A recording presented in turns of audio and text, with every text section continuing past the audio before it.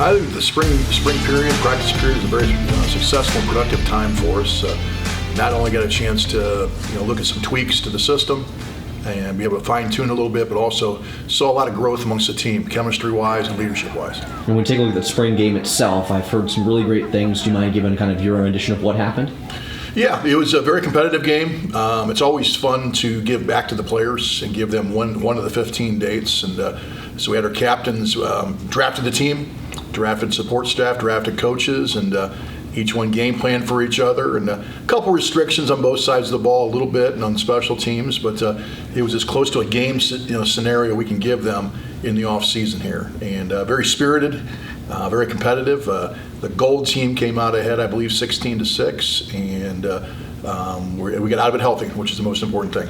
And a big question, too, everyone's got to be wondering for Eagle Nation is the quarterbacks. What are we looking like coming into next year? Well, we had two guys that are still competing. I haven't named a guy here at the end of spring, but Cameron Blair and Drew Novak have both raised their game, playing the best football of their career, and we'll let them duke it out here in the summer months and also in the training camp before we play IUP. When we take a look at some of the new guys and some of the new faces that you have coming in next year, how does this spring side of things help prepare them for what's to come in the fall?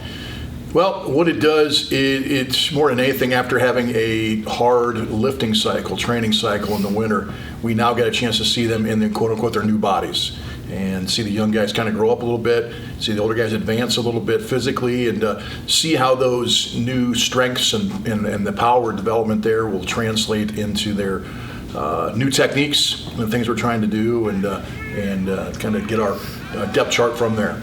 And when you take a look at the summer months, what should Eagle Nation expect to kind of maybe see from behind the scenes of the team? Well, for us, we'll send our guys home for about 6 to 7 weeks after finals. They need to be away from us. We need to be away from them. And our coaches will start on the road recruiting for the 2026 class. We'll have voluntary workouts on campus directed by Corey Mason, our strength coach. He'll start the day after Father's Day. And for us, the coach at that point will be doing recruiting for 2026, also going to camps. And we won't have a lot of contact with them, at least football-wise, athletic-wise, until August when they come back, because Corey will basically run our strength conditioning program at that point. But the coaches will be getting ready for training camp feverishly at that point, and then August 10th we crank it up.